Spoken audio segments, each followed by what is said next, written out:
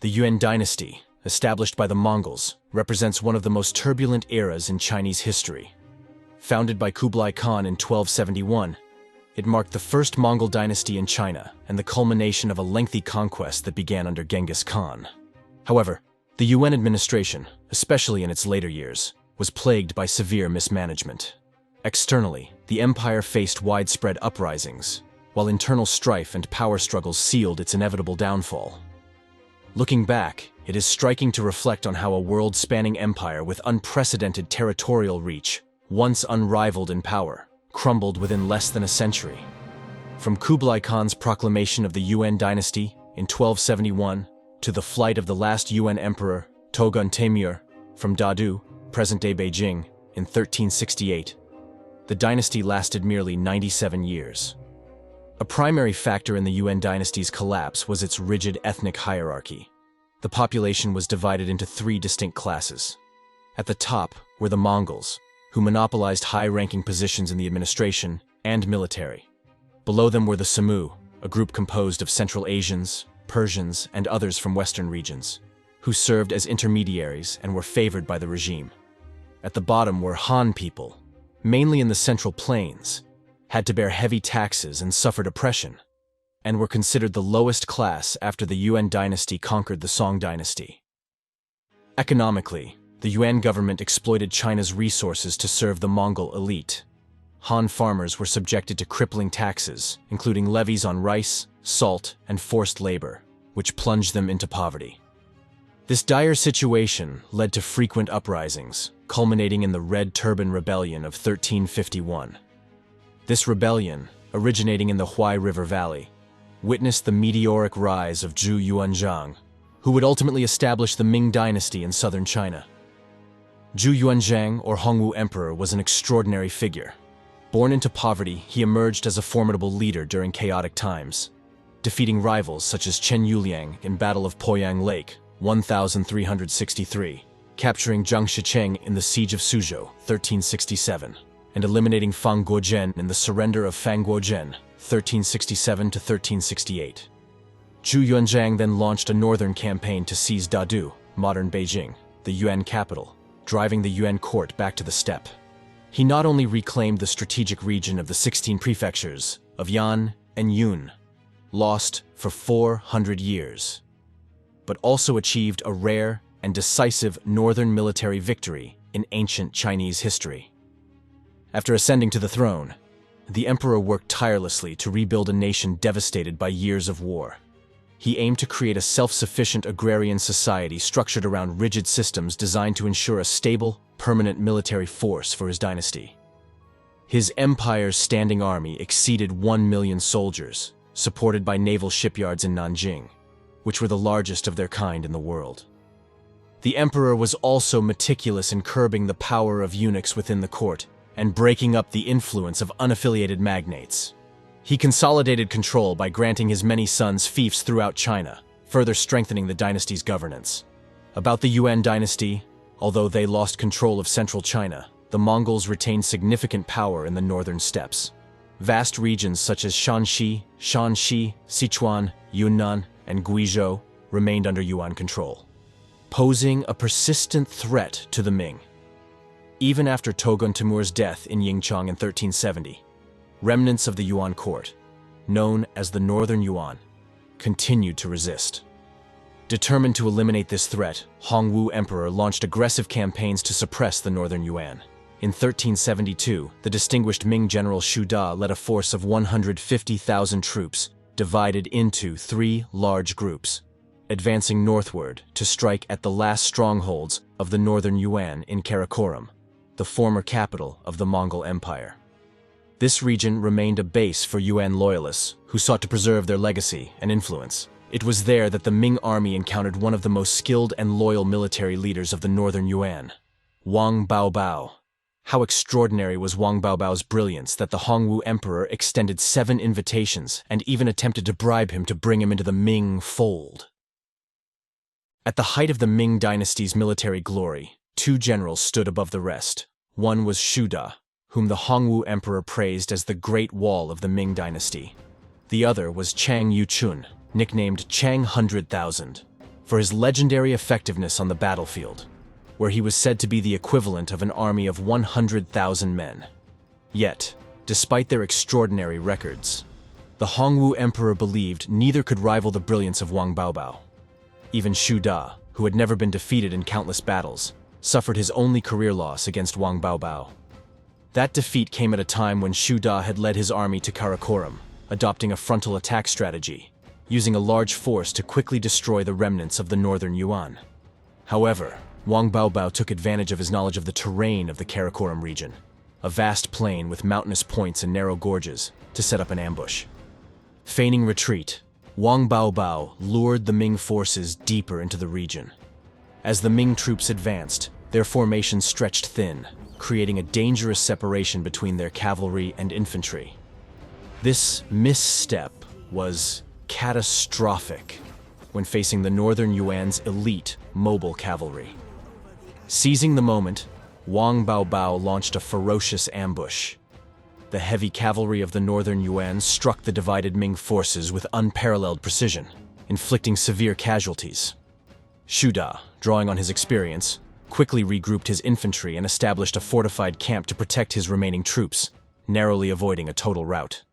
Ming records later detailed the scale of the loss, noting over 20,000 Ming soldiers killed in the battle, a resounding and humiliating defeat. This victory more emboldened the northern Yuan's aspirations to reclaim their former power. Among those capitalizing on this momentum was Naghachu, a prominent military commander loyal to Buir Khan, the successor of Toghon Temür, and a self-proclaimed legitimate Yuan emperor. Naghachu consolidated numerous Mongol tribes in Jurchen lands, now we call them Manchuria, organizing them into the Uriankai Confederation. He fortified his power base and amassed forces to expand northern Yuan influence into Liaodong, a strategic region bordering the Ming Dynasty. Liaodong's significance lay in its agricultural wealth, bustling trade, and position as a gateway for deeper incursions into Ming territory. However, Nagachu's campaigns faced formidable resistance due to the Ming's highly organized military and logistical systems.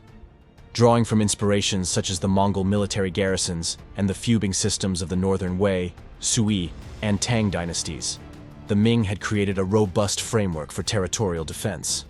The Ming military was organized into guards, battalions, and companies, ensuring unified command and efficient operations across vast territories like Liaodong. Military farms, Tuntian, were established along the northern frontiers, and strategic points like Daning and near the Great Wall. These farms provided local food supplies, reducing reliance on distant supply chains and ensuring sustained campaigns even in remote regions. Millions of pickles of grain were transported to and stored at frontier fortresses, guaranteeing a steady stream of provisions. This system of self-sufficiency and logistical resilience played a critical role in thwarting Nagachu's ambitions. Additionally, the Ming implemented a hereditary military household system, ensuring a stable and permanent supply of soldiers. Military families were obligated to provide manpower for the army, creating a reliable force ready for deployment at all times. It was this military stability that enabled the Ming army to mount a fierce counterattack against Karakoram in the same year, where they had suffered a bitter but convincing defeat at the hands of Wang Baobao. However, Wang Baobao, the Ming army's nightmare, had died 5 years earlier. Without his leadership, the northern Yuan forces lacked the tactical brilliance that had once bested the Ming's finest generals. And of course, they encountered almost no obstacles, as they easily crossed the mountains and steppes, marching straight to Karakoram. With superior organization and equipment, the Ming army launched an all-out attack, quickly overwhelming the enemy and completely destroying the city. Karakoram, once the symbol of unparalleled Yuan power, was now a pile of ashes. The destruction of Karakoram left the remnants of the northern Yuan nearly collapsed, completely shattering any hope for recovery. Yet, Emperor Zhu of the Ming Dynasty did not stop there. He immediately turned his attention to Yunnan, a region that had remained defiant despite the Hongwu Emperor sending envoys 5 times to request its submission. Some of these envoys had been killed, providing a pretext for launching an invasion against the regime in the area. This time, the scale of the campaign was double that of the previous one, a massive force of around 250,000 to 300,000 soldiers, including both Han and Muslim troops loyal to the Ming Dynasty, was gathered under the command of General Fu Yud, a deputy of Shu Da. Assisting him were two other famous generals, Mu Ying and Lan Yu. Notably, these generals led the Muslim forces who had been loyal to the Ming, fighting alongside the Han soldiers against the Muslim forces allied with the northern Yuan in a brutal fratricidal conflict. The northern Yuan forces in Yunnan were led by Prince Liang, also known as Basalawarmi, a staunch defender of the Mongol legacy. He had fortified his position in Yunnan, rallying Mongol and Muslim forces to resist the advancing Ming army. The mountainous terrain and the region's well-established defensive positions posed significant challenges for the Ming army. However, through meticulous planning and relentless assaults, Fu Yudi and his generals systematically dismantled these defensive lines. By the end of 1381, the Ming forces had pushed deep into Yunnan, overwhelming the northern Yuan defenses with their superior numbers and organization. On January 6, 1382, as the Ming army neared Basalawarmi's stronghold, he realized that defeat was inevitable. To preserve his honor, he chose to commit suicide, marking the end of Mongol rule in Yunnan after 124 years of dominance. After the victory, General Mu Ying and his Muslim forces were rewarded by the Ming court, and they were granted the privilege of passing down their leadership over the forces stationed in Yunnan from father to son.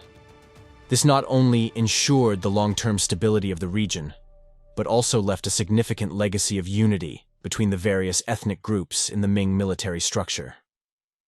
Although the southern part of the Ming dynasty was stable, the northeastern region grew increasingly dangerous due to the rising power of Nagachu. The society in Jurchen territory had not been fully Sinicized, and its leaders continued to collect taxes and build their own armies. The Ming dynasty decided to strike first, rather than wait for the Mongols to launch an attack. In December 1386, Emperor Hongwu ordered the appointment of Feng Sheng as the commander of the campaign against Nagachu.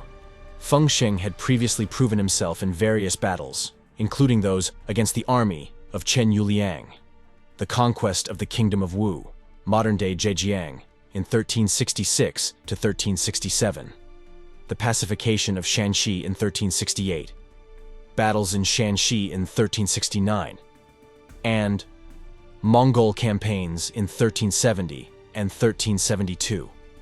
He had become the second most important general in the Ming dynasty's army, after Shu Da. Given his military talent and extensive experience, he was entrusted with leading such an important campaign, with the ultimate goal of controlling the Jinshan region, a key stronghold for the Mongols. In early 1387, Feng Sheng was appointed as Grand General and given full command of the operation, with support from Fu Yud and Lan Yu as his deputy generals. The Ming army was well organized, consisting of 200,000 soldiers. Emperor Hongwu devised a detailed plan, aiming to conquer critical areas. Zhu Di, the Prince of Yan, also participated in the campaign, though his role was more limited, primarily commanding the Imperial Guard. In January 1387, General Feng Sheng led the Ming forces to Tongzhou. There, he ordered Lan Yu to lead a cavalry unit to attack the Mongol forces in Qingzhou. Lan Yu achieved a great victory, capturing many Mongol soldiers and horses, along with several Mongol commanders. On March 20th, Feng Sheng led his troops across the Great Wall, pushing deeper into enemy territory. To fortify the campaign, the Ming army constructed 4 large fortresses at Danling, Fuyu, Huizhou, and Guanha, and left 50,000 warriors stationed to protect these fortresses near the border. These fortresses were completed by the end of summer 1387 and became crucial forward bases. At the same time, millions of units of supplies were transported from the provinces of Beiping, Shandong, Shanxi, and Henan to be stored at these fortifications, ensuring a steady supply of provisions for the army. Meanwhile, Feng Sheng advanced further east with the main force, leaving 50,000 troops behind at Danling as a reserve. However, as the Ming forces pushed deeper into Mongol territory, on July 7, 1387, a small army under the command of Chen Eng, Marquis of Linjiang, was ambushed. Chen Eng was killed during the attack. In July 1387, the the Ming forces crossed the Liao River and advanced towards Jinshan, where an important Mongol stronghold was located. Feng Sheng then sent Nairau, a former lieutenant of Nagachu, who had been captured in 1376, back to try to convince Nagachu to surrender. Accompanying him was a letter from Emperor Hongwu, urging Nagachu to accept the Ming dynasty's supremacy.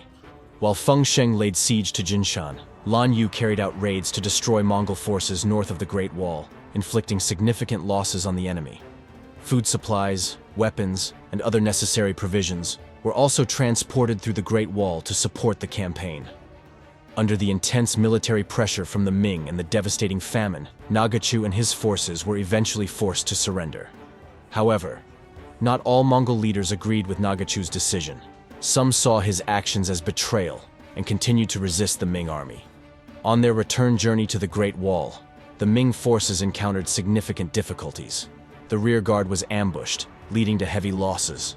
The Ming court was fully aware of the threat posed by the potential alliance between the Mongols who had not surrendered and other Mongol Khanate, sought to prevent this by isolating the northern Yuan and strengthening ties with regional powers. In 1387, a diplomatic mission from Samarkand, claiming to represent the son-in-law of the Chagatai Khanate, arrived at the Ming court with 15 horses and 2 camels as tribute.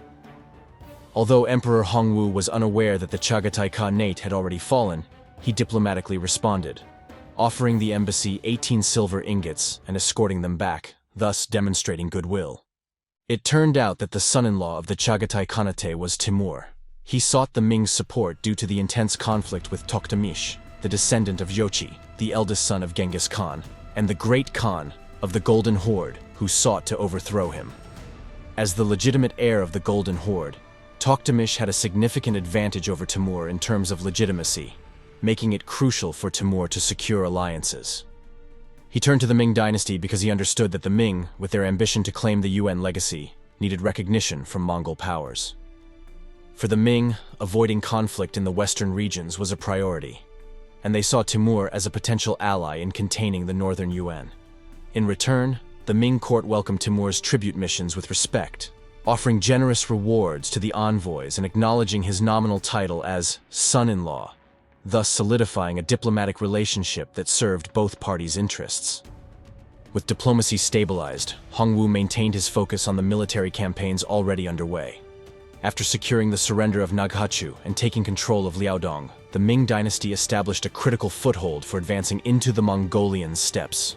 Seizing the moment, the emperor sought to press further north to annihilate the northern Yuan regime or subdue the nomadic tribes of the region, whom he referred to as the Hu. Strengthened by the victory against Nagachu and his Uryankai forces in 1387, Hongwu ordered a new military campaign targeting Toghon Temür, the Mongol Khan who had succeeded his brother Beligtu Khan. However, progress was slow. The Ming forces faced fierce resistance from local tribal groups in Liaodong, compounded by the region's unforgiving weather and rugged terrain, which further hampered their operations. The northern Yuan, far from passive, countered effectively.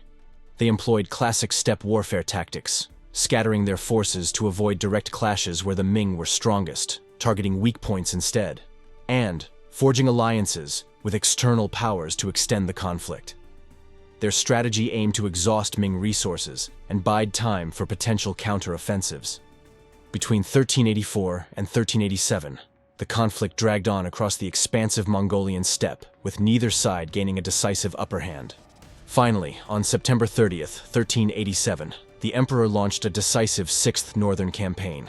He appointed Lan Yu as general commander, supported by Tang Shengzong, Marquis of Yan'an, and Guo Ying, Marquis of Wuding, as left and right deputy commanders, and admirals Geng Zhong and Sun Qi as left and right assistant commanders. A massive force of 150,000 soldiers was mobilized for this campaign.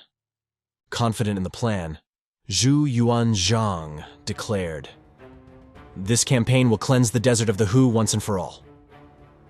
He ordered Lan Yu to capitalize on the momentum and deliver a conclusive victory.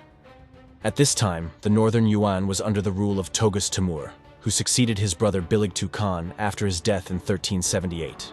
Toghon Temür and his nomadic tribes had moved north, settling near the Kurlan River, Buir Lake, and the Khalkha River. To regroup and rebuild. In October, Lan Yu reported difficulties in the campaign to the emperor. The freezing weather made tracking the enemy almost impossible, and prolonged deployment risked depleting their resources. Lan Yu proposed leaving smaller garrisons to secure key areas such as Daning and Huizhou, while the main force would withdraw to Guizhou to await better intelligence. This strategy, balancing caution and readiness, was approved by Zhu Yuanzhang. By November, Lan Yu sent captured spoils back to Beijing, including over 1,900 Yuan soldiers and medallions of gold, silver, and bronze from Xuanqi. During this time, Yuan General Tuo surrendered to the Ming forces. Lan Yu then received intelligence that former Yuan Prime Minister Hala Zhang, along with Nai Erbuhua and others, was retreating to Helin, modern Harahalin in Mongolia's Qianhangai province. He requested additional reinforcements to press the attack, and the emperor agreed. In March 1388, Zhu Yuanzhang issued new orders for an aggressive campaign. He informed Lan Yu that several key Yuan officials, including Chancellor Asu, had already surrendered. The emperor assessed that the northern Yuan forces were in chaos, their discipline failing, and their collapse imminent.